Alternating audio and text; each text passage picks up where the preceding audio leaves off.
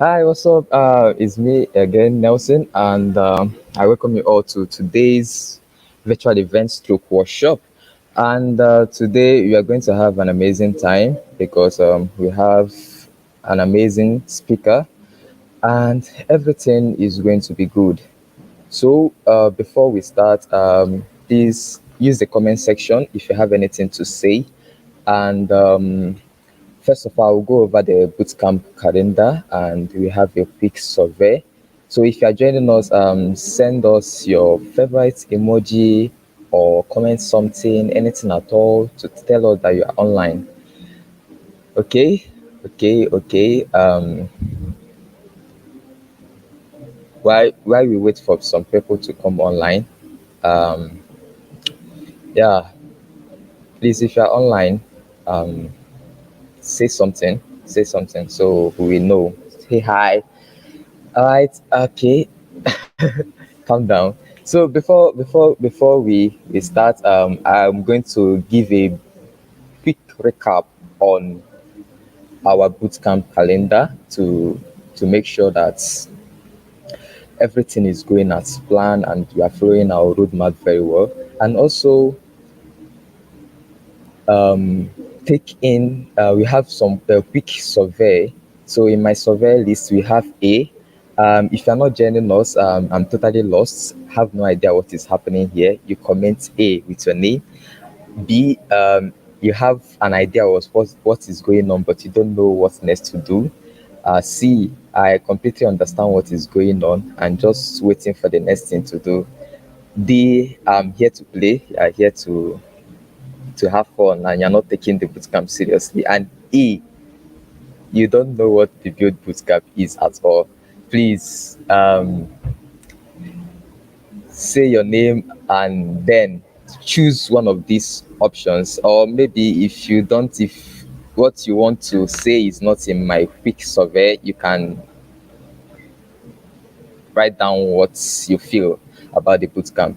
So let's while we are waiting for people to come, I have Dev Dennis said C. Okay, C is I completely understand. Yeah, Dev Dennis, thank you. And Udechiku Daniel, thank you very much. Johnny, hey, hi, how are you? Okay, we we are on track and we have been following our roadmap very well. We started fifth with info section, and we had an amazing physical meetup on 7th. The purpose of our physical meetup is for people to connect, to know each other, to feel free, and to understand the importance of collaboration and connecting, networking, and tech. Okay, and then after that day, we started the virtual event on by 4 and it ended around 5 or 6. And during the midnight, by something like 8, we sent in learning materials for the week, for the first week. And people, we started learning. So in the midst of the week, we had a virtual event, more like a workshop. But I wish to apologize that that workshop didn't hold as planned. Like it didn't go well because we encountered some technical issues. It's supposed to be a workshop on all sheet gates on how to use Git. So, but it didn't go well based on the technical issues we got in that day. And yesterday we had our physical meetup, which was on 14th, a Monday, and it went well. I have never had a fun like on a physical event, so it was so good that we wish that the day didn't come to an end. Like we are having a lot of fun. So thank you for everyone. Thank you everyone for making that day a success. Kinsley, GitHub Campus Expert, and other people, other communities that worked hard, are working hard towards the success of the bootcamp. I wish to appreciate everyone. And while we are waiting for some people to come in, we just have two people watching right now. So if you are joining us and you are following what I'm saying, please say something. Maybe share something, how you feel about the bootcamp if you have been following, and since you have learned so far, the benefits of registering in the bootcamp. Yeah. So, name go on. In the we had I missed this. During the week last week we had is on Saturday. Is it Saturday or Sunday? We had main competition. So the main competition was just to ease stress. You have different things doing and managing our personal life, our schooling life with learning. It could be so stressful most of the times, and is necessary that fun activities come in between. So we had a meme contest, which we had a meme lord, and the winner is a she. Rooney, if you are here, please say hi. Okay, and it's just went well, everything is okay. So, okay, without wasting time, we have an amazing speaker, like I said, and he's from Kenya, GitHub Campus expert from Moi University, in the person of Ouma Clifford. So before I introduce Clifford, I will just round up the bootcamp calendar. So uh, according to our calendar, today should have been the last day of our virtual event. But due to the fact that the 10th virtual event, that on 10th March didn't go well, we are going to include another one on, we communicate the date to you. So we have another virtual event. So we'll be inviting some speakers to tell us, people that are working in the field, that are experienced, to tell us more about tech and help us guide us in our tech journey. So on 27, on 20 no 25th, on 25th we'll be having game night. So game night, I've been hyping this a lot since we started throughout the info section, and I know what I'm saying is going to be wow. It's going to be wonderful. Please don't miss it. Don't miss the game night.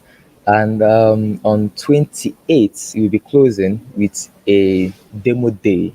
Like I said earlier, it's going to be like a competition where you show us what you have learned so far. We well, name not spoil things. As we are going, we will give a detailed information about that. So, concerning today, today's workshop is will be based on web accessibility. So, web accessibility, according to Tim Bernali, he said that the power of web is in its universality, accessed by everyone, regardless of disability, in essential aspects. So, what he's trying to say here is, why you are rolling out your beautiful products, your beautiful website, to get the world to showcase the world, is very nice that you consider those that are handicapped, you consider those that are disabled. There are some people that are colorblind. There are some people that can't see well, they can't see at all. There are some people that can't type, can't do a lot of things. Because they are disabled, should we push them out from the web and just develop for people that are able? So I personally don't feel it's right. Everybody should be carried along because it's universal stuff, is world wide web. Everyone should be inclusive. So Clifford, GitHub campus expert, Moi University, Kenya, he'll be telling us how to do it right, why you should care about web accessibility, why it matters, why you as a developer why you should pay attention to this. So before I call Clifford up to the virtual stage, um, he'll just throw a little light of what he'll be doing. So he's going to tell us, give us a proper definition of what web accessibility is, tell us different standard of web accessibility, and also a brief life code and assessments. So to test if you have been following. So I encourage you all to get a writing material, your pen, and your book. And also, if you are streaming from phone, get your system so you can follow along with what he's doing. So, Clifford, welcome. Clifford, first of all, I want you to introduce yourself. Tell us your name. Okay, we do have said this, but it's good if it comes from you. Where you are coming from, your school, and anything we need to know about you. Yeah. Thank you. Confirm you can hear me. Yeah, we can. I can. Yeah, so thank you everyone for coming to this session and thank you for inviting me to speak on web accessibility. So, yes, my name is Clifford Ouma. I am a second year student at Mo University and I'm a front end web developer. I'm also a user experience designer and yes, I love web accessibility. So I think I can get started if it's okay, Nelson. Yes, it's okay. Yeah. But please, can you increase your voice a little? Okay. Yeah, Is this fine? it's okay now. Yeah, it's fine now. Okay, so I'll be sharing my screen.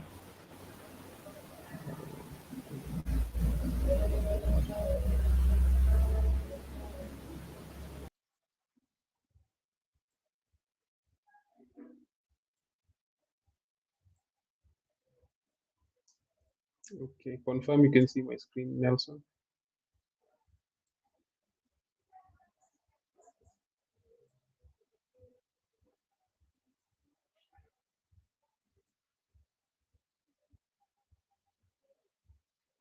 Okay.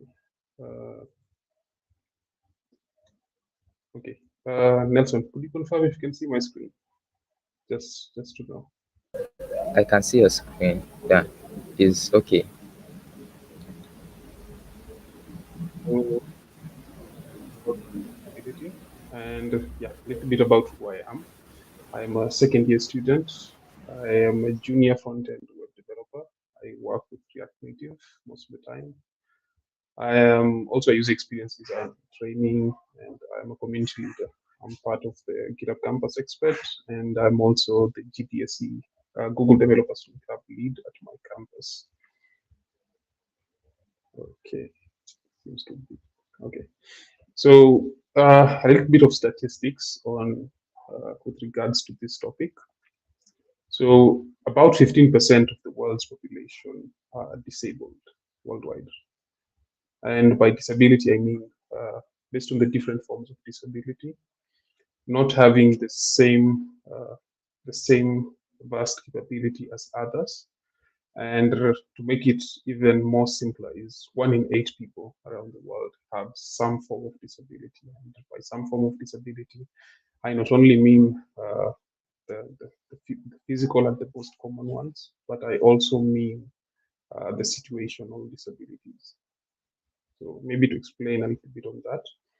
So this is just like a photo explaining a little bit about the way disability is. So they're usually the permanent disabilities, which is what we normally are used to and what we usually care about. So someone with one arm, a blind person, a deaf person, and one who cannot speak. So that's the permanent disability, and that is what many people usually consider. But there are also temporary and situational disability. Temporary disabilities with regards to a situation. So you are disabled for a short amount of time as you recover. For example, having an arm injury. So if you have an arm injury, not be able to use your other arm. So it is also a form of disability, although that is temporary and ends after a while. For situational, uh, I give examples like, let me give this one. So distracted driver. So for in that situation, he is not able to concentrate quite well. It's disabling him from actually using his acute senses in a better way. Another example is a bartender who's maybe like mixing up a drink. So his arms are occupied at that moment and he's not able to do that. And yes, it's like just a situational form of disability. So within that situation, he's unable to use his arms because they're already occupied doing a certain task. Now, coming to now what we're supposed to talk about. So this talk is about accessibility. So there are three key things that you need to know even before you move into accessibility. So there's these two words, equity and equality.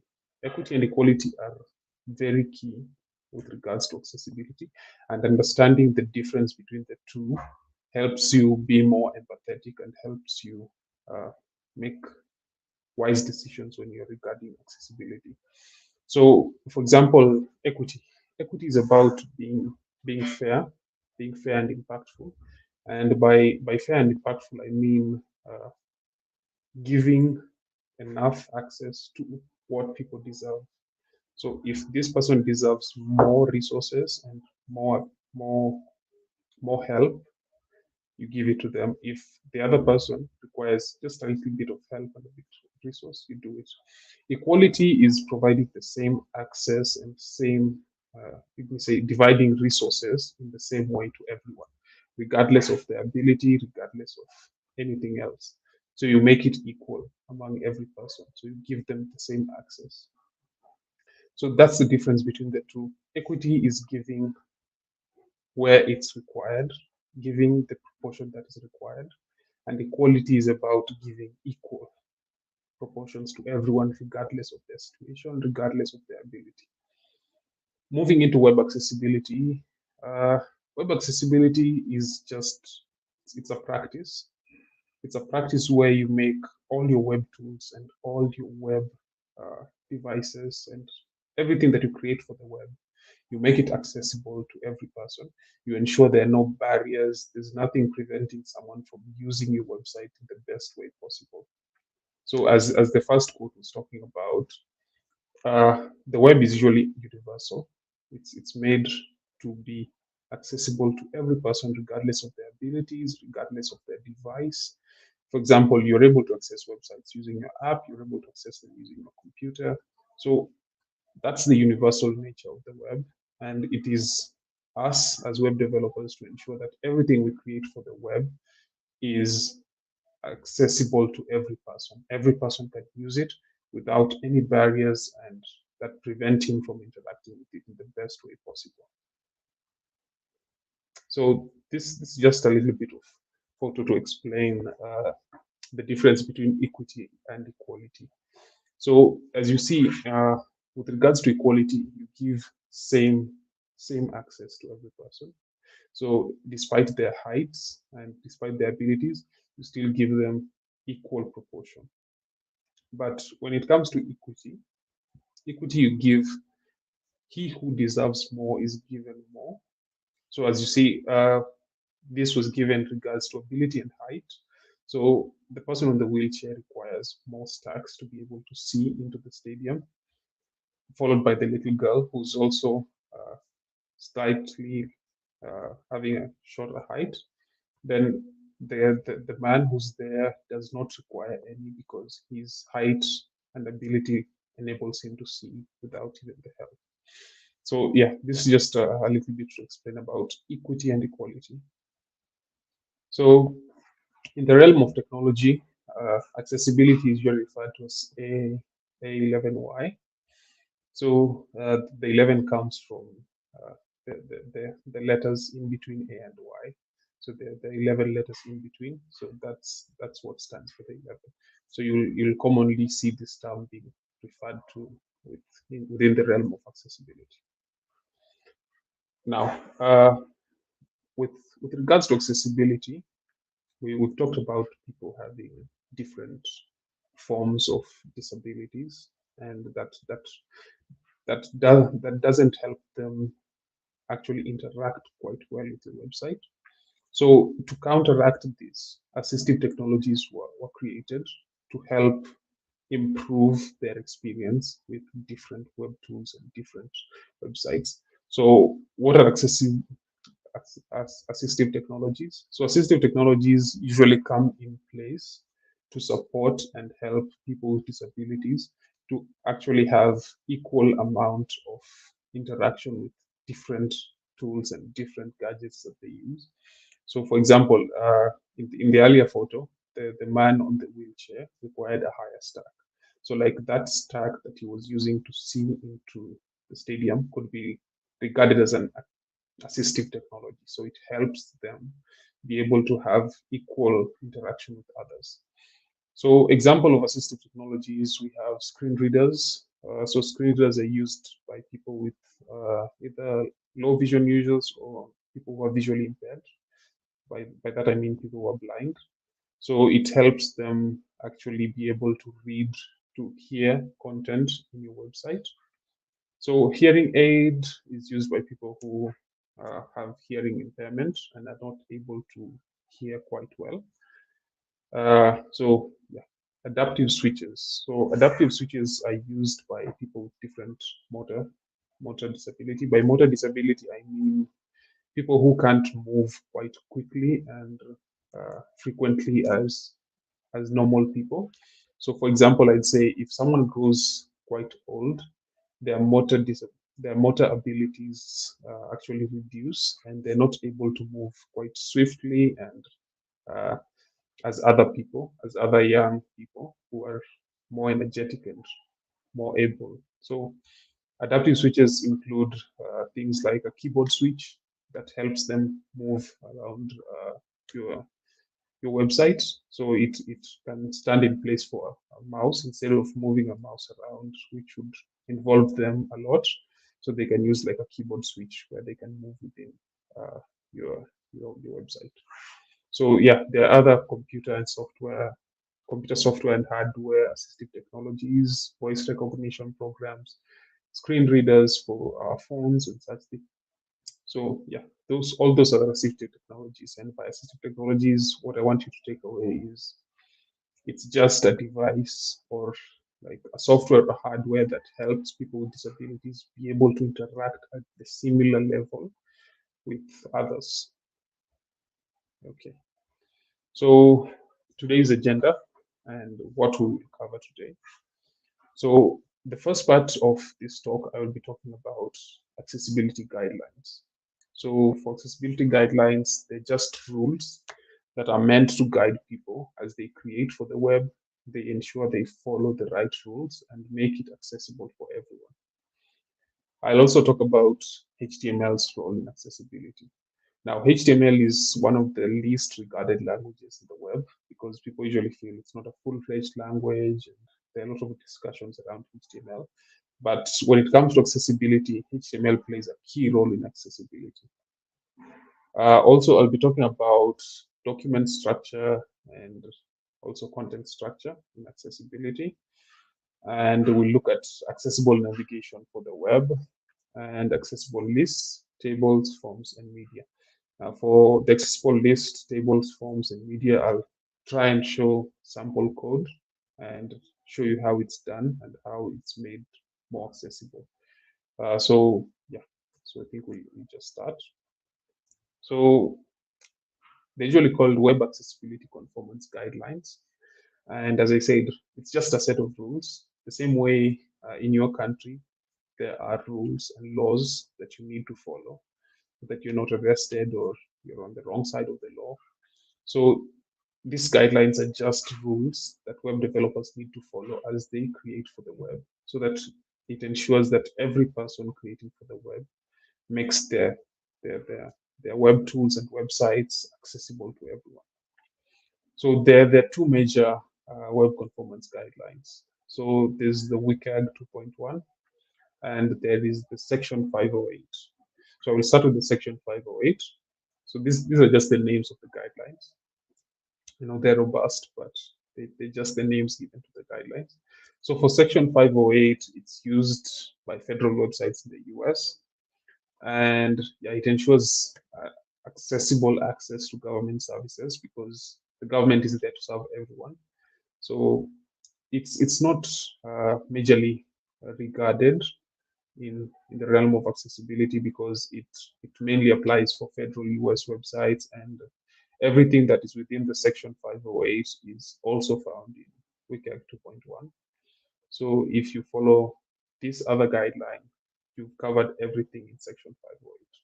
So we in this session we focus more on WCAG 2.1, and we won't focus on Section 508. So for WCAG 2.1, WCAG stands for Web Content Accessibility Guideline, WCAG.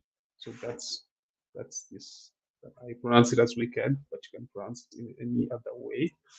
But yeah, so 2.1 is just the latest version of this guideline, and it's now the most commonly used accessibility guideline when it comes to web development. So it was created by the W3C, which is the World Wide Web Consortium. So they usually regulate and create laws with regards to the web and create like standards and guidelines around that.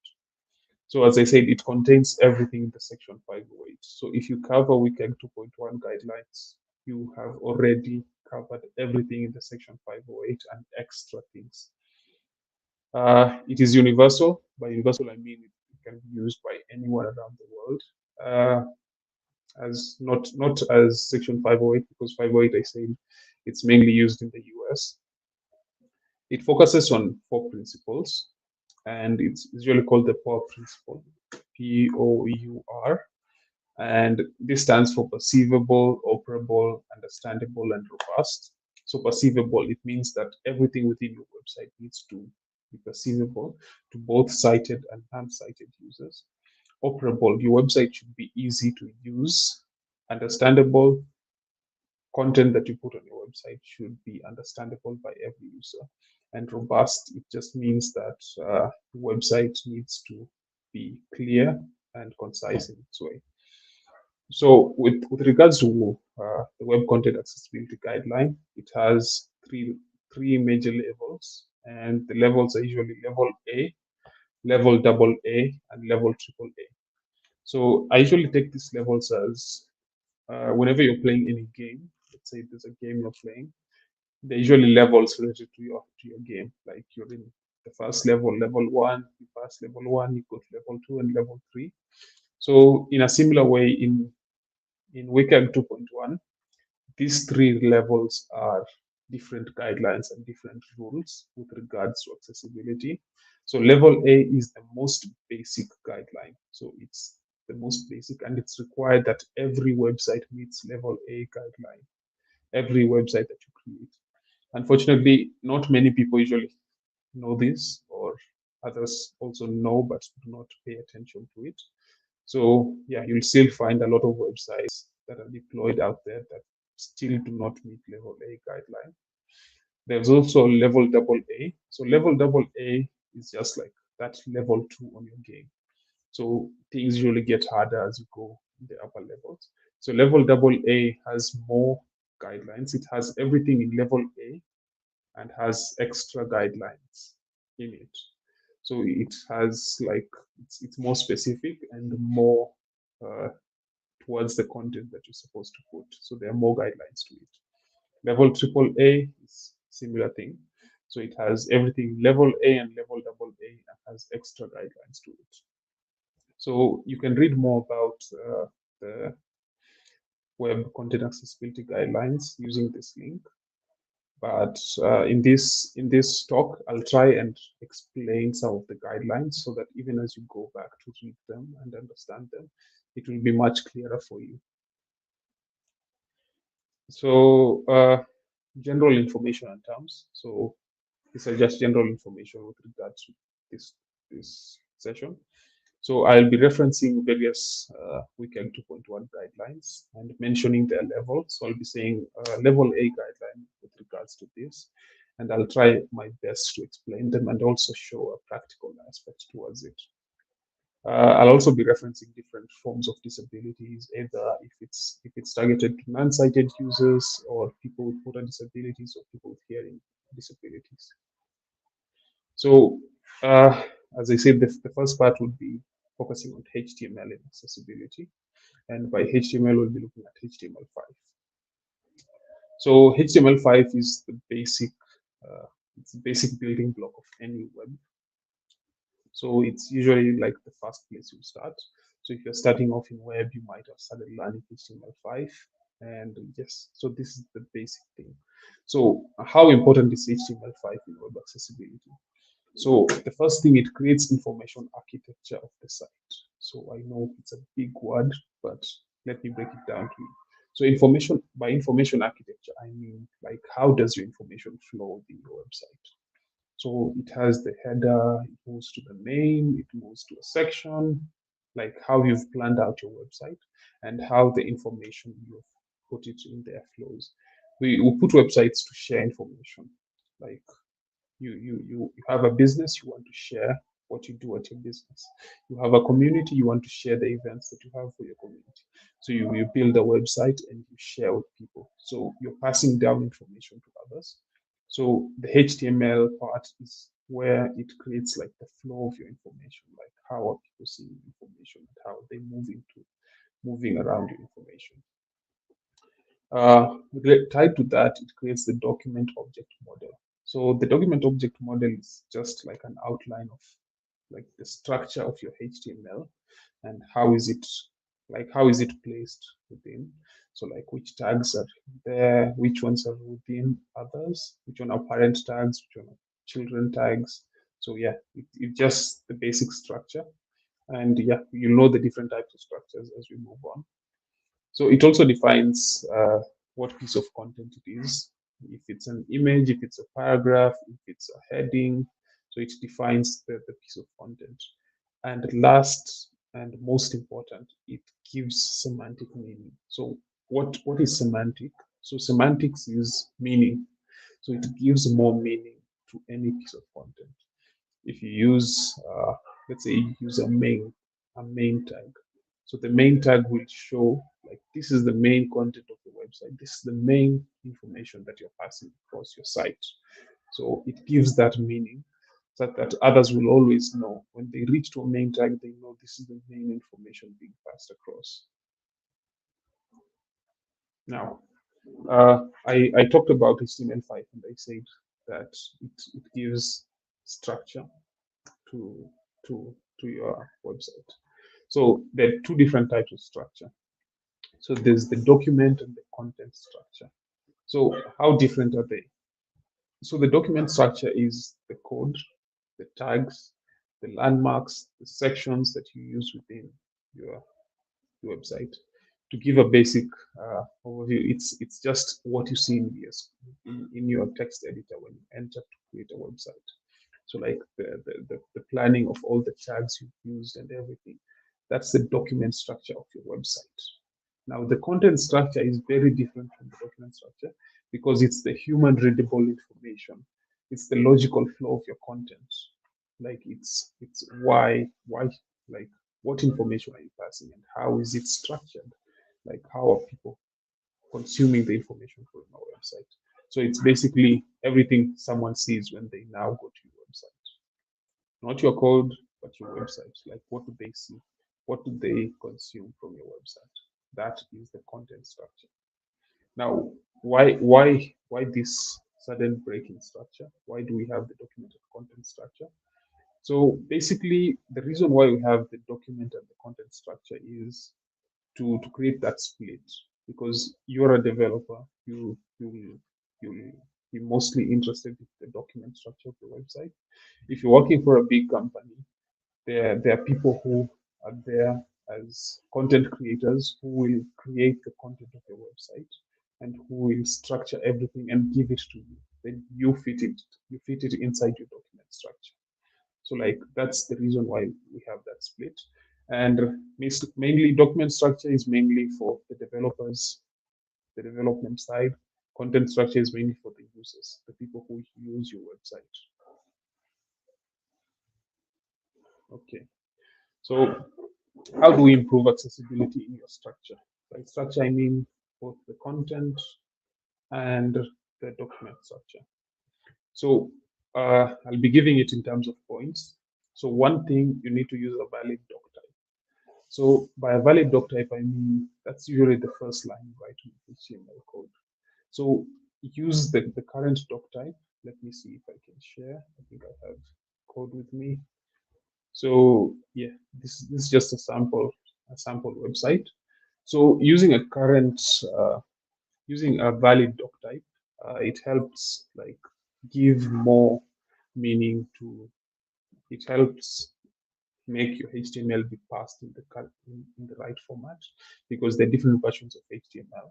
And using the current doc type with regards to HTML5 enables any browser that picks your website can pass it and display the information in the correct way. The second thing, I'll just run through the whole HTML structure. So the second thing is really the language attribute. So like using this language attribute, I think I can increase the font just to make it more visible. You see, okay. Yeah, I think now it's much better. So the second thing is the language attribute. So the language attribute, it relates more to what language is your website in, and it usually uses the ISO codes. So it's not like full languages like like English, Swahili, or any language, but it uses ISO codes. So the ISO codes ensure that everyone writes it in the same format, and it can be easily understandable by browsers. So why do we have this language attribute? So the language attribute is very key to people, to non-sighted users, those who cannot see your website. They will use screen readers to access your website. And as they use screen readers to access your website, the pronunciations of those screen readers will be based on the language that you put. So language is very key. I know most developers use it and they don't even know where it's applied. But as I say, people who are using screen readers will be, the content will be read to them. As the screen reader goes through your website, it reads the content to them. And it's important that these screen readers know which language is your website in, so that pronunciation is key so that they understand it quite well. Another thing that you would want to really focus on is the viewport. So the viewport is also another key area for accessibility because it ensures that using the right viewport ensures that the website scales quite well on different devices. And the ability for it to scale quite well on different devices ensures that it's accessible to others using different devices. As I said, there's situational disability. So someone might be in a situation where they can't use the laptop, so they'll need to use their phone. So will the site be seen quite well in their phones? So like that's also an accessibility issue. It's not like a form of major disability like hearing or visual impairment, but it's a situational disability. As I said, that three key forms of disability. There's the permanent disability, which we are mostly used to. There's the situational one, and there's the temporary one. Now, when you set your viewport quite well, it ensures that the website is more responsive. By responsive, I mean that it can respond to different screen sizes and fit in quite well and still share the same content. Now, going back to the slides. Okay.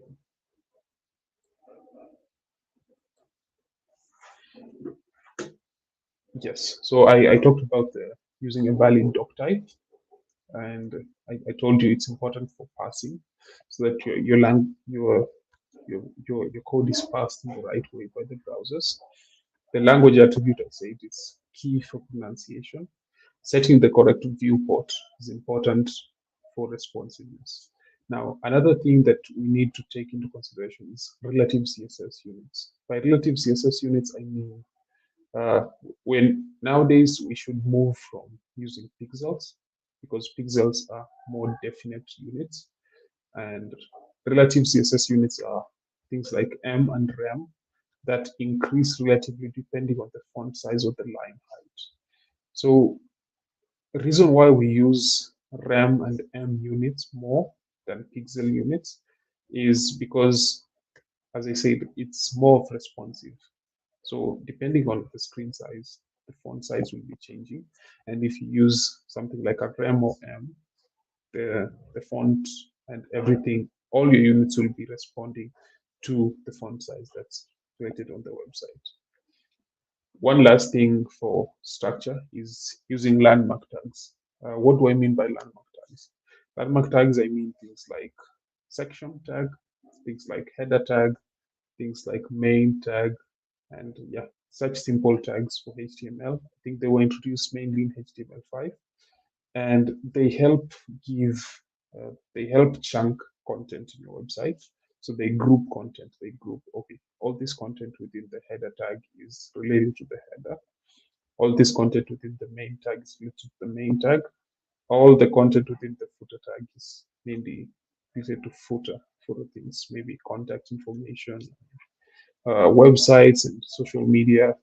So using landmark tags helps make navigation easier. So if someone is coming to your website, let's say it's a non-sighted user, and he comes to your website and wants to navigate through your website, and maybe wants to just pick the main information, so he can like move quickly to the main section, and he can get all the information he needs. If maybe he needs contact information, he can move to the footer and get the contact information. So it makes navigation easier. Now, I think I've shared how the code is with regards to content structure. So basically use a valid doc type, use relative units, and yeah, use a good lang attribute. If it's Spanish or anything that you're using, just check up the ISO code and use the right language. Now, the next thing we'll be looking at, that was everything with regards to structure. Now we'll be looking at lists. So like, how do we make lists? How do lists help in accessibility? And by lists, I mean HTML lists. So there are basically three types of lists in HTML. So there's the ordered list, which is usually numbered, like 1, 2, 3, or Roman numerals. There's the unordered list, which is mainly deals with bulleting. So like different types of bullets, the circle, the filled one, the arrows, and all that. Then there's the definition list. So using the right type of list helps improve the semantics of your page. So by semantics, basically what I mean is it gives the right meaning. So if someone sees a definition list, they know it's defining something or providing more information for a certain term. So ordered list, they know it's an order of items. An ordered list, they know it's just a list of items, but not in a particular order. So this helps meet level AA guideline on accessibility, which is info and relationships, which basically says that you need to pass every information in your website needs to have the right semantics. Do not use a definition list to give unordered items. Like it's just not the right way to do it. So if you want to give something that basically doesn't have much order to it, use an unordered list. If you want to give order to your list items, use ordered list. If you're defining something, use the definition list. Now, with regards to that, I'll be sharing a challenge on GitHub. I know we will not do much of coding because I want to keep it short and simple, but I'll be sharing a GitHub repository where you can access a sample website, the one that I have with me, and you'll be able to notice such accessibility issues and improve them. So I said we'll be covering key areas, which is HTML, the role of HTML in accessibility. We'll be looking at HTML accessible lists. We'll be looking at accessible tables, accessible forms, and lastly, accessible navigation. So with regards to accessible navigation, you need to use an ordered list for navigation links. Now, why should you use an ordered list? Now, one, most navigations really don't have to be numbered. Like they're just a list of items, navigation items. So the reason why you use an ordered list is for non-sighted users who use screen readers. Screen readers give key and special shortcuts to move through lists. So it becomes quite easy for them to move through list of navigation links than just text of navigation links. So putting a list, an ordered list with the list items of your navigation part, if it's home, if it's about, if it's contact, it makes it easy for them to navigate through. Now, also with regards to navigation, there should be no images of text. By images of text, I mean sometimes you might go on the internet and see like a good calligraphed text and you want to put it on your website. Do not take the image and put it on your website to stand for the text. Now, reason why we don't do that is you are excluding non-sighted users. If you use an image of text, the image will be visible to sighted users. People who see will be able to read the text from the image, but those who are non-sighted and use screen readers will not be able to read the text because screen readers won't read text that's inside an image. Now, apart from that, it violates two major guidelines. So it violates the level A guideline of resize text. So basically, this guideline of resize text eh, usually says that every text that you put within your website, it should be able to resize accordingly. Now, why do we say that? Because they're short-sighted users or people who have visual impairment who are not blind but don't see things clearly and might need to increase the size of your website, increase maybe things like font to be able to see it clearly. Now, if you use an image of text, the font within your image won't increase. So like it won't be able to resize, the text won't resize. So you'll be violating this guideline. And also there's a guideline on images of text which states that you should not use images of text to convey information. So do not use images that have text to convey the information that's in the image. Also, with regards to navigation, another thing I'd like to say is have a consistent look and order for your navigation. By consistent look and order, I mean that if you put your navigation bar at the top of your website, it should be just at the same spot across multiple pages. If they move to the about section, it shouldn't be at the bottom. If they move to the contact us, it shouldn't be towards the right. So basically, let me see if I can find a sample website to show. So like this is just a sample website. So if your navigation is towards the top right corner, when I move to different pages, it should just remain at the same place to make it easy for people using screen readers to always locate it at the right position. So it should not be that it moves to different positions, that when I move to the login page, it's towards the top, the bottom left corner. When I'm in the sign-in page, it's towards the bottom right corner. It makes it hard for people to actually navigate through your site.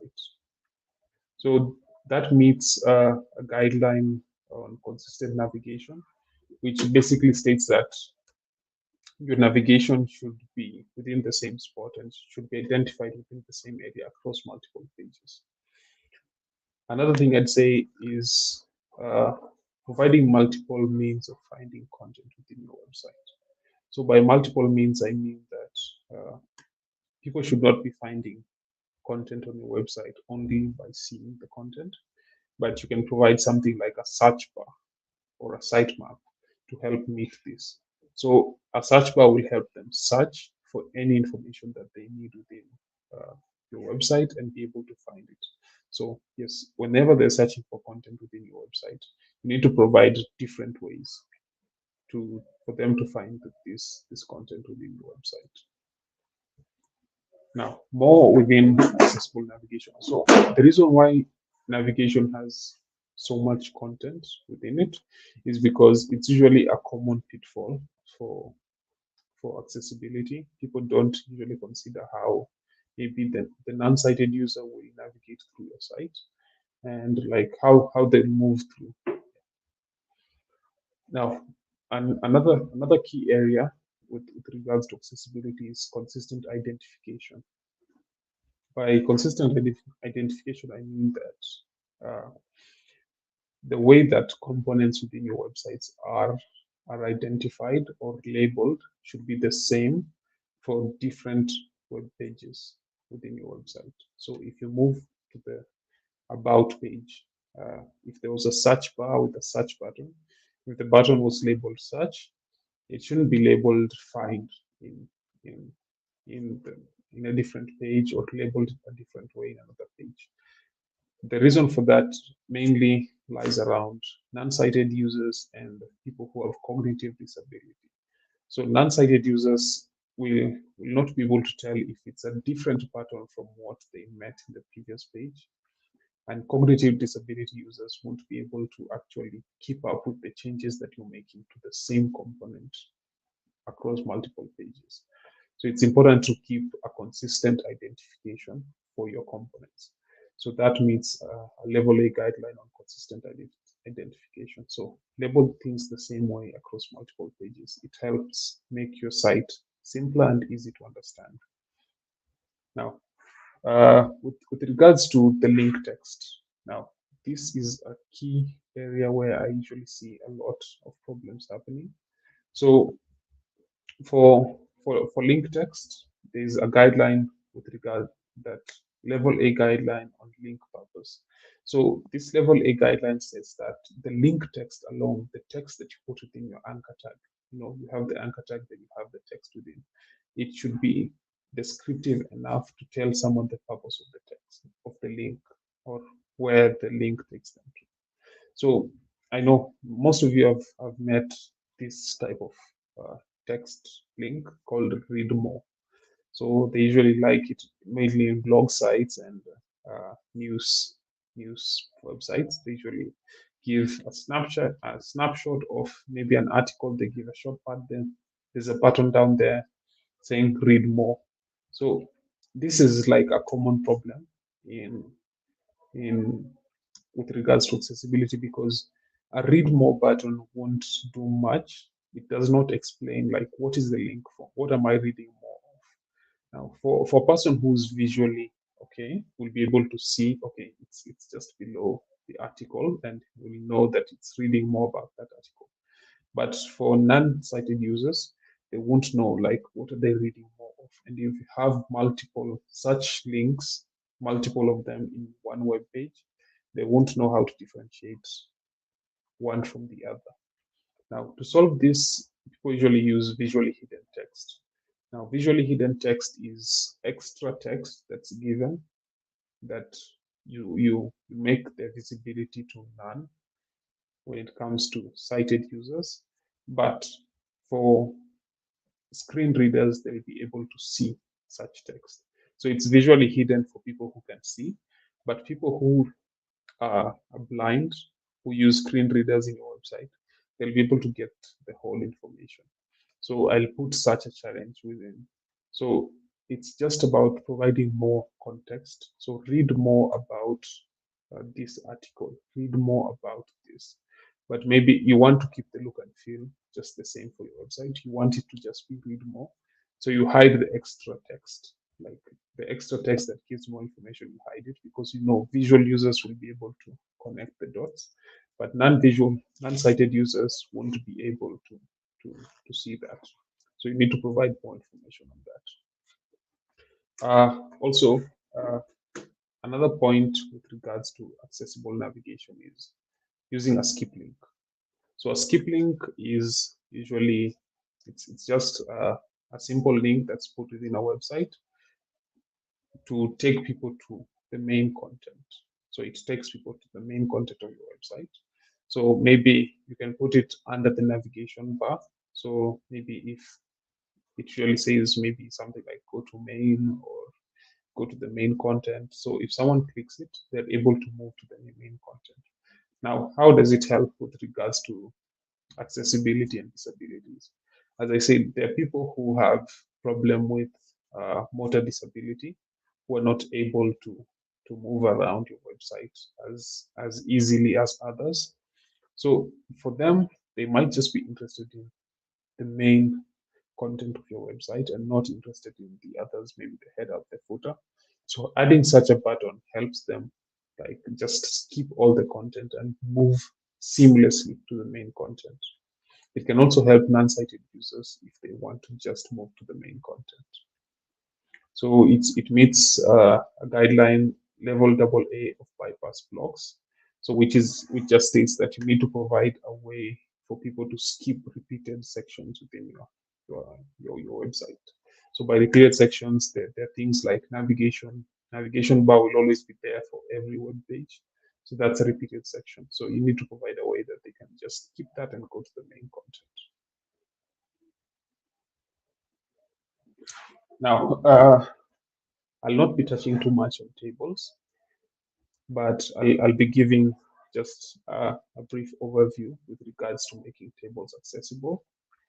So one main thing about tables is uh, tables should just display data and not layout. By that I mean that before the introduction of things like CSS, before CSS could make layouts of a website, tables were being used to like put the whole structure for your content. So tables should not be used for layout nowadays because we have things like Flexbox and we have things like Grid that can do that. So it makes your website simple. It does not have complex tables that will make it hard for people to navigate. So never use tables for layout, only use them to display certain data that's structured. Now, another thing is to use HTML and not CSS for tables. Now, the reason why I say this is because others, you can always, CSS is a very powerful tool and you can style your content to look like a table. But if you style your content to look like a table and you've not used like the table tag for the HTML, it actually makes it inaccessible for people using screen readers because from their end, they'll see it as just simple paragraphs or simple headings. They'll not see it as a table because they cannot visually see what you've displayed there. Another thing is have a caption for your table. So the caption should just display like something like the title of your table and maybe a simple description. And lastly, have table landmarks. Have a head section of your table, a foot section of your table, and a body section of your table. Now, the last points with regards to tables is have a summary of table structure. Now, a summary of table structure is just a basic summary of how your table is structured. And it's mainly not used because nowadays it's advised that you should not use complex tables. And by complex tables, I mean putting multiple tables within another table. So it becomes quite complex for people to navigate from one point to another. And it's generally it's advised not to use complex tables. But if it's a must that you use a complex table, provide a summary of the structure. Okay, just give a summary. Okay, within my table, the first table relates to this, then the second one relates to this and that. Just a simple, brief description so that someone can be able to visualize, especially non-sighted users, can be able to visualize what what the kind of structure that you use for your table. Now, as I said, do not use complex tables. The reason why it's because it makes it too hard for people with assistive technologies like screen readers to navigate through your website. Instead, break your complex tables into simpler tables, into smaller tables, just to convey the same information. Now, all this information that I've shared with regards to table, it meets the guideline of info and relationships. As I said, it ensures that everything that you display for sighted users is also displayed to non-sighted users through semantics. So it has a meaning. For example, using a table tag ensures that those who cannot see the table and use screen readers, they'll be able to know that this is a table. Now, this is the area where we do a lot of demo. The reason why I chose to do a lot of demo on forms is because forms are widely used within websites, and they're also one of the widely inaccessible parts of a website. So the outline of this would be, I'll talk a little bit about accessible forms and error validation and color, and also keyboard navigation within forms. Now I'll share sample code on how such things should be implemented. And for the others that I've not shared, it's just because of time. I'm trying to keep time good. And I'll share a repository with a good README, a descriptive one. It will just be a challenge. You'll be able to implement some of these accessibility issues, and I'll be able to review the pull request and merge it. Now, with regards to forms, now one of the key things that you need to do within your forms is label your input fields. By label, I mean using a literal HTML label. Do not use placeholders for labels. Use a label tag next to your input tag. Now, I'll take you to a dummy. Let me just open a dummy site. So this was just a dummy site that I was trying to create for purposes of this website. So this is just like a simple login form, right? And as you see, I've not used any labels. These are placeholders, meaning when I type, they disappear. So why shouldn't we use placeholders only, like using it this way? So first, for sighted users who might have cognitive disability and are not able to retain information quite well, for one, when I start typing, the information on what I'm supposed to type disappears. So I might forget along the way if I have cognitive disability. I might forget along the way what I was expected to type in that field. So having a physical label towards the side helps with this. So we can do this live. I think we just go to the login form. Then the first one. Okay, what do we do? It's with regards to username. So we add a label. So we add a label tab. Then it's for username. So you tie it to the ID. So we don't have an ID of username. So tying it to the ID makes it easy for them to know what label it is for. And we type the label username. So okay, let's save that. Let's see if it changes or not. Yes. Now, regardless of what I type right now, the label on what I'm supposed to fill in is there. I know the CSS might not be good. You might want to style it to be towards the side and not at the top. But what I wanted to pass across here is using a physical label makes it easy for people who have cognitive disability and even for non-sighted users to be able to know what they should fill within a certain field of your label.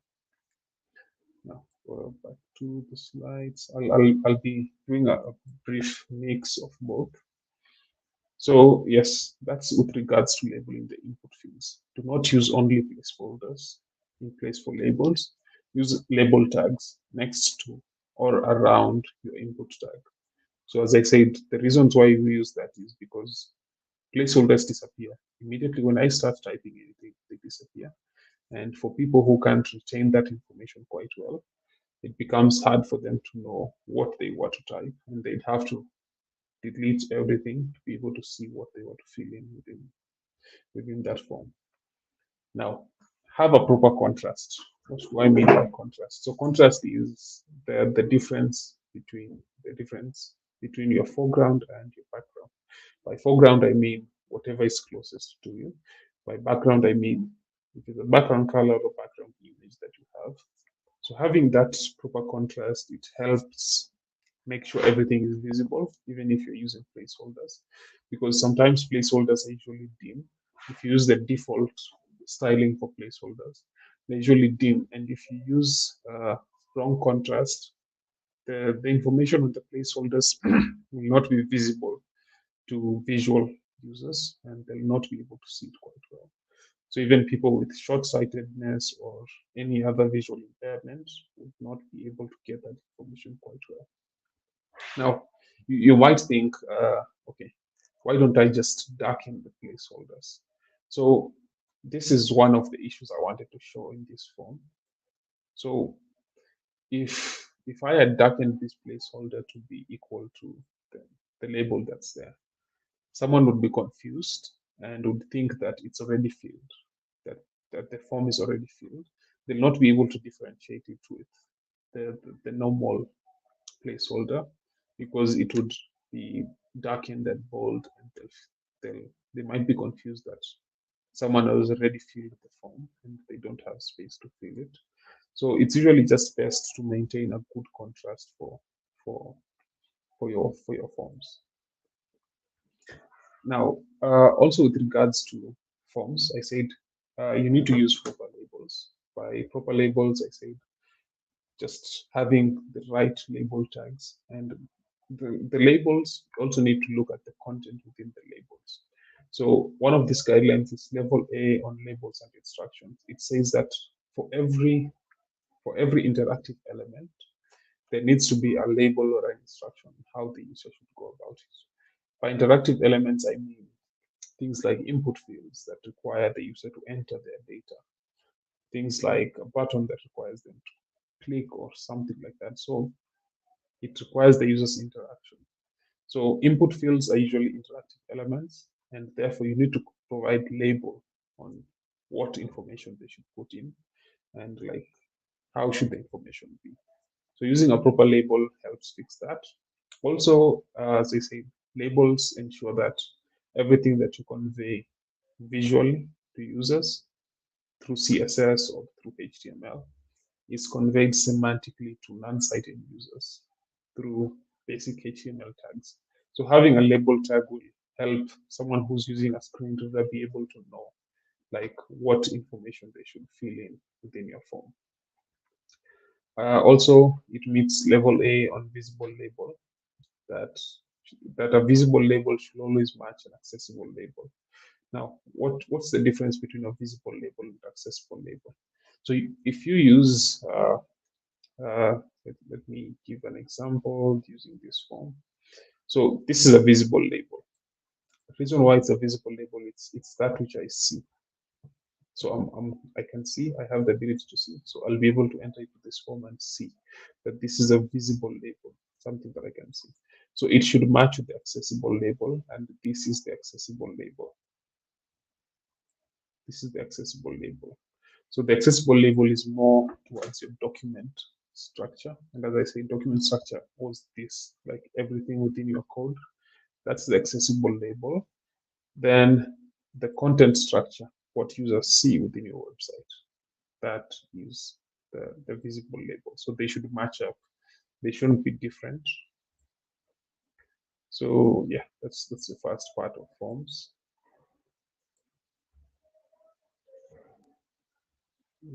Hope my internet has not acted up. Sometimes it misbehaves. Uh, Confirm that you can still hear me. Yes, yes, we can. Everything is good.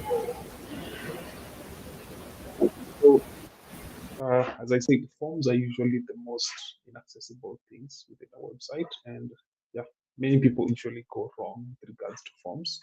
So this is another thing. So when it comes to forms, sometimes you might want to put shortcut keys towards your form. So by shortcut keys, I mean, let me give a common example. So if you're playing a game or if you've used VS Code so much, you'd know that there are usually keys or shortcuts that you can go about to make simple tasks easier. Like even on normal Windows, you might use Control Windows button, Control Alt Delete, such things. They're usually shortcut keys. just to make other tasks simple. And yeah, it helps people with motor disabilities because they'll be able to do the tasks simple instead of going through all the steps. Now, with regards to shortcut keys, you need to provide a way for the users to turn them on and off. The users should be able to turn them on if they really need them and turn them off if they feel like they don't need them. Also, they should be able to remap them. By remap them, I mean that they should be able to change the shortcut keys. So basically, I'll go back to the most common example.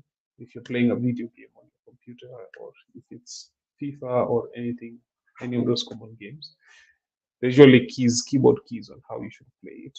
Or like if you're using the pads or PlayStation, there's usually keys on how you should play it.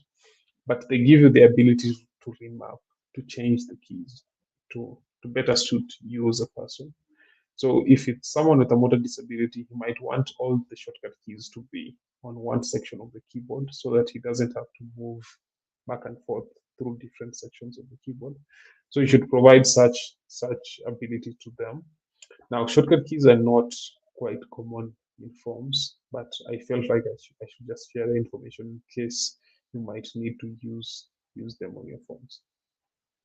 Now, another thing on forms is there's usually a level AA guideline on focus viable.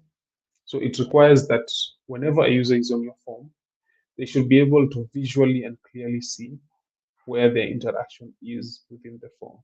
So going back to our form, uh, so like this is a wrong, a very inaccessible form. So for times that you are in a form, so maybe the input field might be styled differently. You might want to style if focus comes on a certain field. Let me just give an example. So if I'm focused here, apart from the cursor showing me that I'm here, you should make use a certain method or a style to show that my focus is currently here. Now, this usually helps in terms of people who are using maybe keyboards to move through your form. So they might not be using mouse devices or like the normal way. So you need to provide a way that they should see this focus. So how can you do this? So we can do it by maybe changing the color of the input field. By input field, I mean whenever this field is on focus, you can change maybe instead of this green line, you can make it something like blue. You can make it something like red so that they see the difference and they know, okay, I'm currently on the username field. When they click there, they are able to see, okay, I'm currently on the email field and I'm currently on the password field. So you need to provide a visual way for them to be able to see where their focus is because they might click a place and have to do something else, then come back and they're not sure of where their focus is at that moment. So they don't need to start typing so that they know, okay, uh, the, the, the, the focus was here. Yeah. So that's level AA guideline on focus viable. So any way you can do it, you can do it using CSS, you can use even JavaScript if possible, but there should be a clear way that they can know where they are in your form at any given time. Now, this is the most common error identification. So we usually know validation. It's really validation in JavaScript or whichever way you use it, PHP or anything. But form validation is really a key part of forms, and developers usually take keynote of there. But it's also a key part of accessibility because there are lots of problems that come as a result of form validation. So one, there's a level A guideline on use of color. So basically what this guideline states that is that color should not be the only way that you convey error to a user who's using your form. So going back to our form, so if I type maybe something that's not the right format, so you see like there's some error message coming up, and if I was to do it in an inaccessible way, I just make this field red. I know you've used forms like that. Forms that instead of providing error messages, they just make a field red or green. Maybe they turn this the username label to be red or green. So this guideline it tries to talk people out of doing that. The reason being that well, if you use only color as a means of displaying error, so you are first making the site inaccessible to people who cannot see because they won't be able to see the red color, they won't be able to see the green color to know that everything is okay or everything is something's wrong. Secondly, you are also making a site inaccessible to people who are colorblind. So there are people who won't be able, there's that called red-green color blindness. They won't be able to differentiate between red and green in your site. So you might be using the color green to tell them that everything is okay, but to them they see red and they think that there's an error somewhere. But because you didn't provide extra information, they don't know what the error is and they don't know where it is. Now, related to that, there's a level A guideline on error identification. So for error identification, it requires that error should not only be visually identified, but also be described by text. So by that, I mean, if we take this site that we're currently having, so we are not only using the color green, but we're also providing textual information to tell what the error is. So this text needs to describe what the error is and, if possible, tell how they should fix the error. So if possible, you need to tell them how they can fix the error. So that's what the text, the error message should actually convey. So it makes your site more accessible to people who are colorblind. It makes it accessible to non-sighted users because they'll also be able to read the information uh, on, on your text, on, on the input field. The screen readers will be able to read it. So that's one part. And I want to just iterate. Now, these two guidelines are level A guidelines. And as I said, level A is the most basic level of web accessibility, meaning that these guidelines are a must. Any accessible website, the least accessible website, should have these things in place. So never use color only to display error. I know many of us just associate red with error and green with everything being okay. But for people who are colorblind and people who can't see, you're actually uh, you're actually excluding them from your website. Now, still on forms, the last two things I'd say on forms is now one, the required fields. If you want a field to be required, how do you properly do it? Now, one way that people usually make required fields, people usually put an asterisk, like the star to show when a field is required. But I'd say using that is a very wrong way of using it because you're assuming that every user who will use your website knows that whenever I type an asterisk to a field and they see this asterisk, they know it's a required field. But it's not enough to do that. So it's okay to put an asterisk, but you need to provide a different way. So how do we do that? There's usually the required attribute for every input field. So it's good to place this required attribute in every required input of your form. So putting this will ensure that whenever a screen reader is reading through your form, it will tell the user if this field is required. So it's usually important to put it just to be able to encompass people who are non-sighted, so they're able to see the required fields of your form. Apart from that, the other thing, the last thing that I can say on forms is the type attribute. So the type attribute is usually one of the most one a key thing when it comes to accessibility and forms. But I'd say many people usually follow it because they just use the right type. So the type attribute, it specifies what type of information is required for that input field. And in cases where someone's using like something like a phone, it will bring up the right keyboard for them to type. If it's maybe a number required, it will bring up a numbers keyboard. And yeah, it makes it easy for any person to use it. And even non-sighted users can be able to know what type of input they should fill. Because as you know, they'll not be able to just see what they should fill, but the type attribute will be able to, that message will be conveyed to screen readers, and they'll be able to know, I need to fill an email here. I need to fill, this is just a number, this is just text. And yeah, it's just providing more information for them. And it makes the site quite accessible for them. Now, the last part of this talk that I'll be saying is with regards to media. Now, a little bit of recap of what we've done. We started by looking at the role of HTML in accessibility, and I told you how key HTML is with regards to accessibility.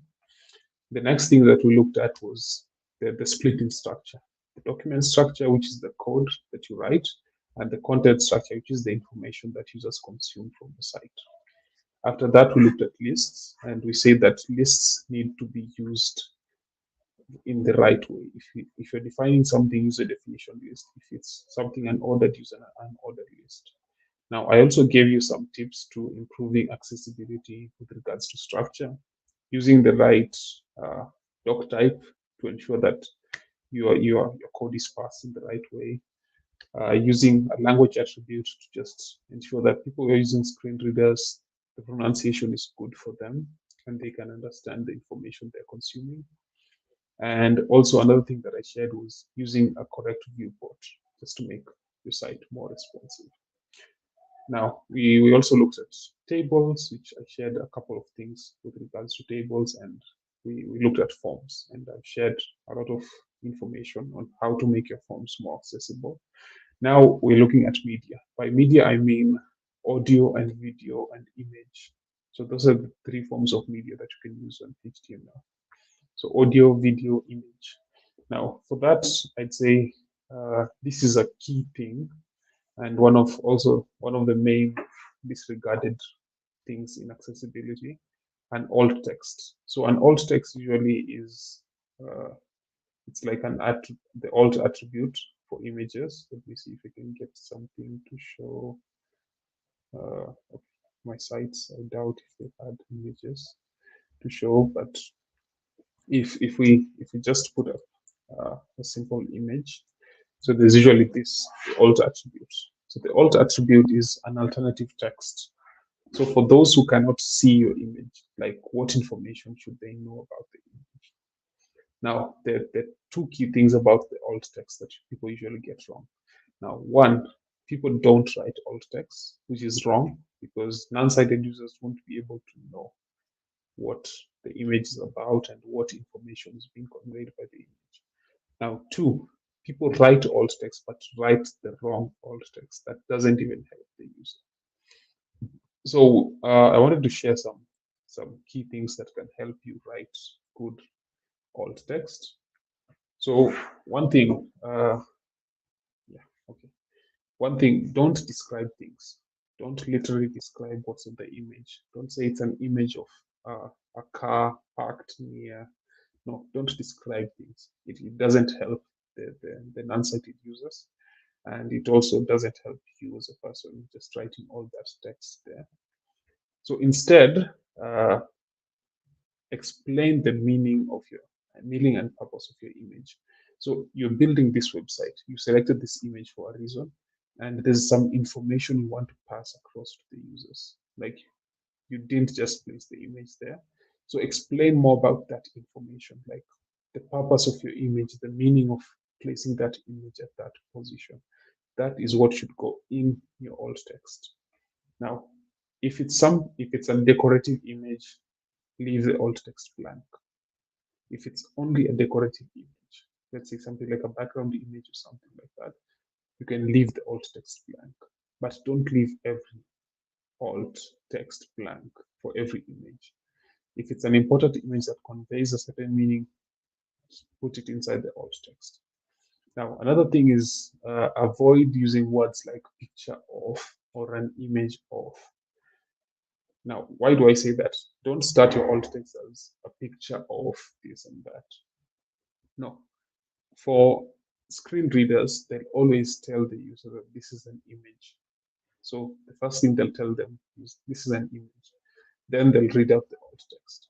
So there's no need for putting picture off or image off because it will sound redundant. You'll just be repeating the same thing. So the users will know this is an image.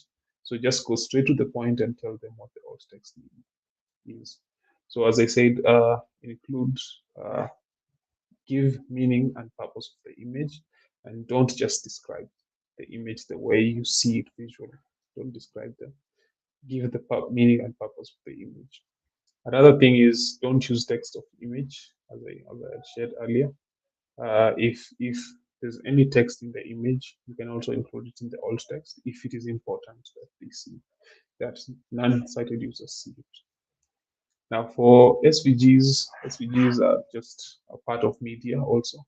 So the reason why I highlighted SVGs is naturally SVGs are not detected by the screen readers. So they need to have a role attribute. So the role attribute of SVGs, it helps make them visible to assistive technologies, and the role is just like the purpose for that SVG. Like, why did you use it there? And as I said, meaning and purpose, not description. Using a meaning and purpose helps make it much better, and it's worth the time for non-sighted users. Now, the last part of media that I'll talk about is captioning. So captioning is useful for both audio and video that you place on your website. Now, captioning is not involved in any of the code that you do because the audio and video will come already formatted with captions. So for audio, you can provide a transcript within the website. And basically, a transcript is just word by word of the audio that you're passing across so that people who can't hear the audio will be able to get the information that's being passed across in the audio. Now, for video, you can use transcripts and you can also use either closed or open captioning. And by captioning, I mean nowadays we watch movies a lot, and there's usually like we're able to get the text of whatever's going on within the video. So it usually helps people who have hearing impairment and can't listen to the video as it goes on. It helps them be able to follow along and know what's being said in the video by just reading the captions. So uh, that's the much I had to share. So as I just said, there are three. Those are key areas within accessibility, and I am focusing on HTML, CSS, and basic JavaScript. And as I said, the key areas are forms. Another key area is media. Another key area is tables. Another key area is HTML.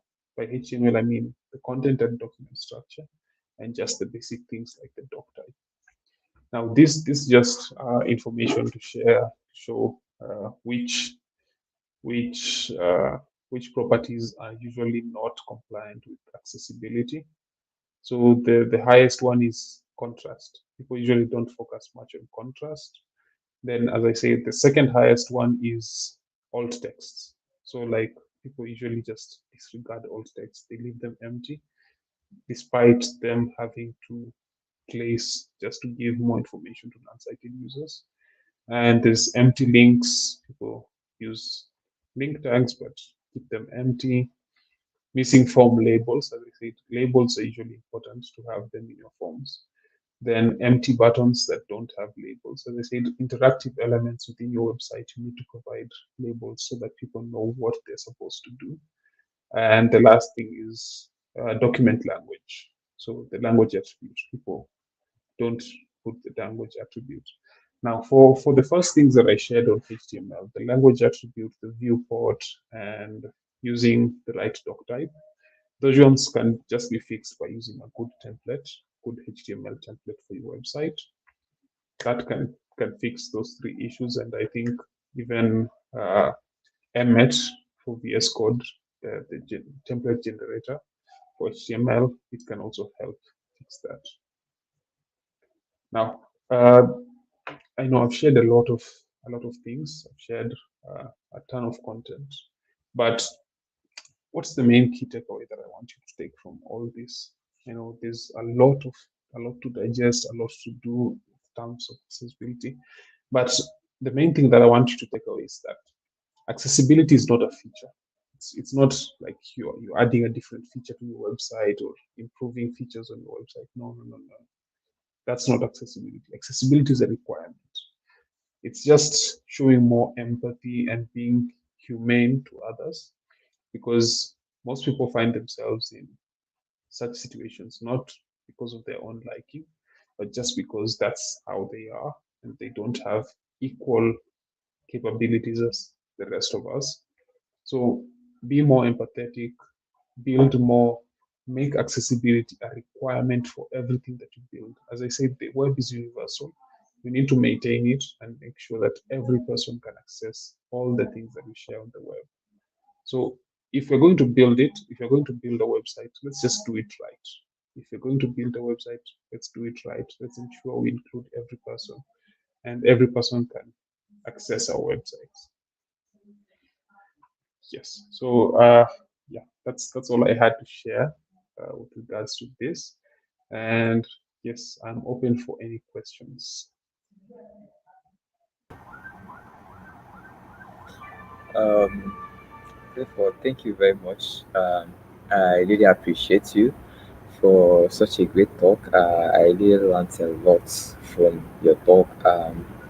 It's similar to like if you're a speaker and you have different caliber of people in your talk, and it's very important that you take notes of the set of people in the auditorium where you are giving a talk, and make sure you use a comfortable, a general word, a language that everyone could understand and carry them along.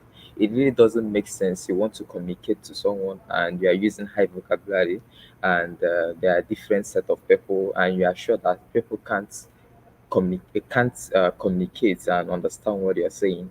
So I think I love the ending part where you say that web accessibility is not a new feature. It's not like as a front end developer and you made your sites more accessible and you are like, wow, I feel like a superhero.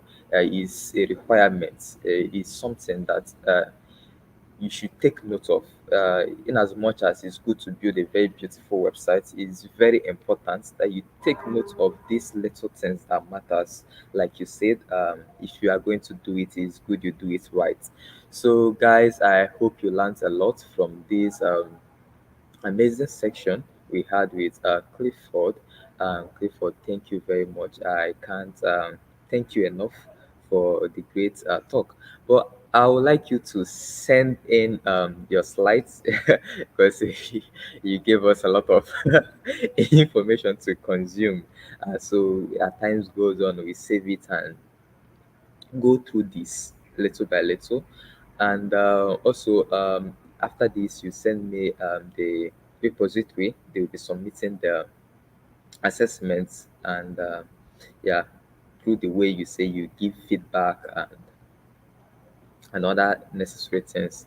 So, okay, in absence of any question, before we close, Okay, I think just to answer a few of what you said. Yes, I'll be able to share my slides after this, and also the assessment. It will just be like noticing the different accessibility problems within a simple website and just improving them. Things like labels, ensuring that if it's validation, you provide more text information, ensuring the doc type is right, and yeah, such simple things.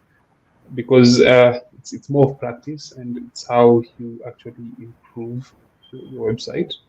And I think one last thing that I did not talk about, if you could just give me 5 minutes, I talk about it because it's actually important. no problem. Is that okay? Yeah, yeah. Okay, let me see. Yeah, Let sure. me share my screen. I almost got this. So, okay, confirm you can see my screen. Name added.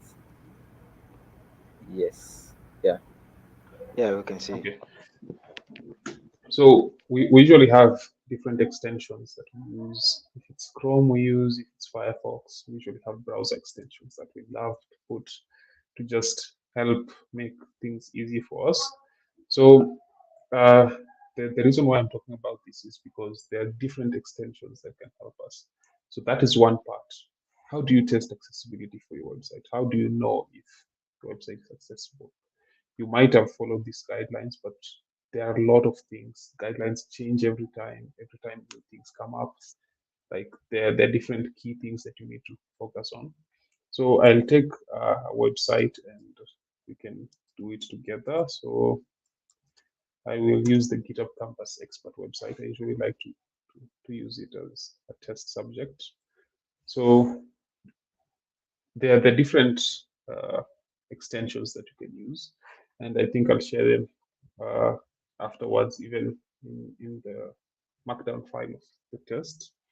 So one of the extension is called Wave. Wave. So yeah, this is the name. I don't know if my screen is good enough. Maybe Kingsley can Can you confirm if you don't. can you like zoom it in so we can see? It's looking very small. Okay. Okay, Uh, this I is don't know good. if This is is that better. yes, this Yes. is good. So this is Wave.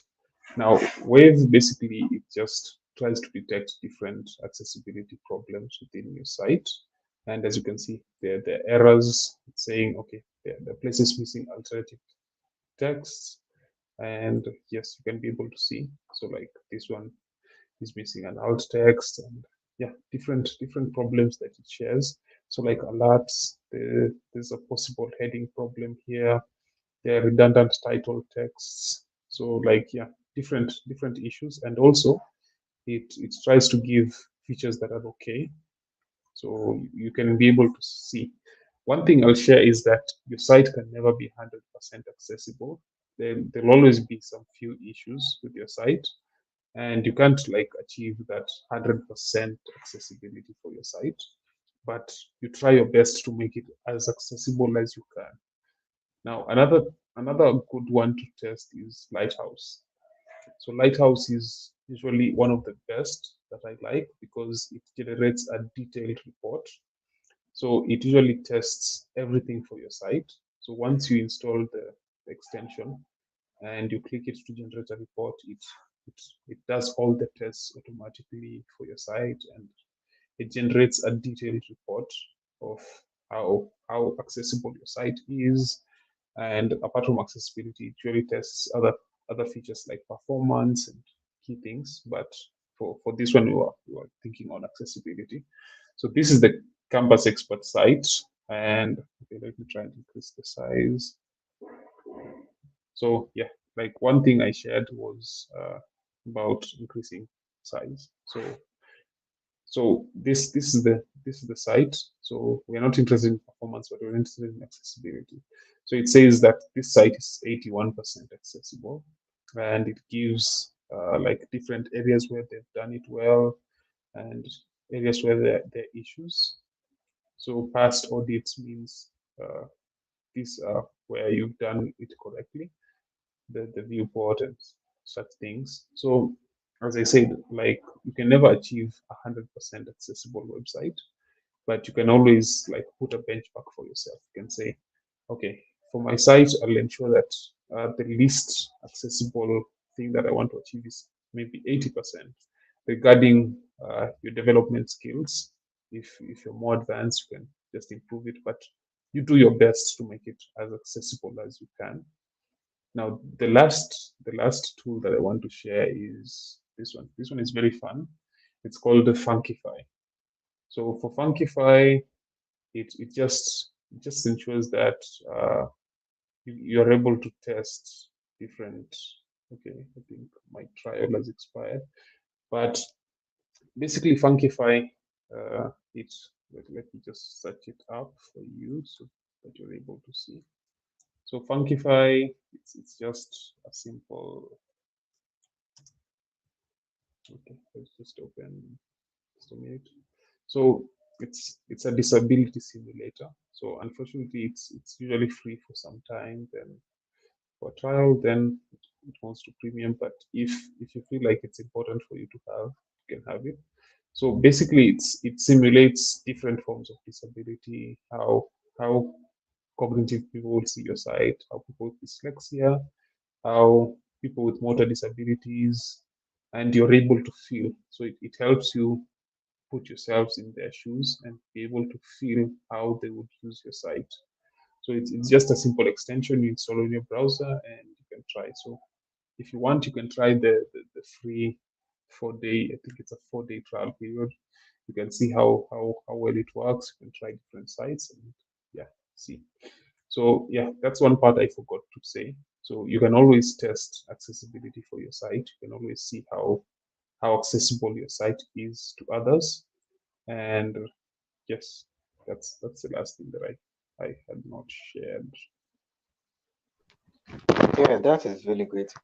Actually, when we're asking, when we just opened the ground to receive questions and nobody was responding, I actually wanted to ask that, like, is there a way we can actually like actively track or keep check to know if our site is accessible?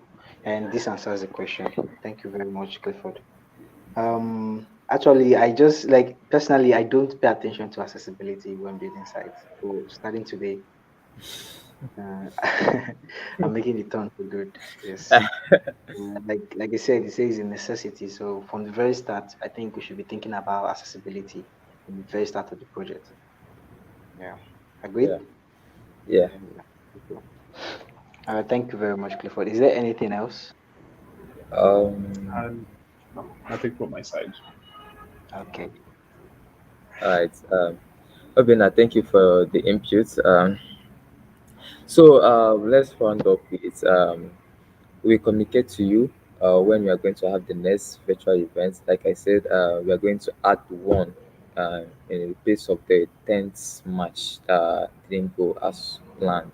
So we invite once another speaker to tell us something concerning being a front end or a developer real life, because as you are starting out new in your tech career, it's very important you know how to do things right, know what is required, and why you should care for things like this. Okay, and I see something like web accessibility as a good question recruiters will be looking out for when they want to employ you. Um, so because it depends, there are some applications that are targeted to some particular persons. So if you have no idea, have no clue of what it's all about, or you don't care, ignoring 18% of 7 billion people in the whole world is not proper. So web accessibility is a through the requirements, and I wish that and I employ everyone, every front end developer, to consider this from the very start of the project. We have a repented front end, Kinsley. Kinsley, thank you, thank you for turning into a new leaf. As me, as I'm starting out. I'll make sure I keep this in mind. So, Clifford, your slides will be very helpful, your guidelines, and I'll do well to communicate with you anytime I have difficulties in this. So, thank you very much, Clifford. With this, we'll be coming to an end of this workshop stroke mutual event. Thank you and have a nice day. Bye. Yeah. Thank you very much for thank you very much, Clifford. I really appreciate you for doing this. Goodbye. Thank you for having. Bye. Yeah, thank you. Yeah, bye.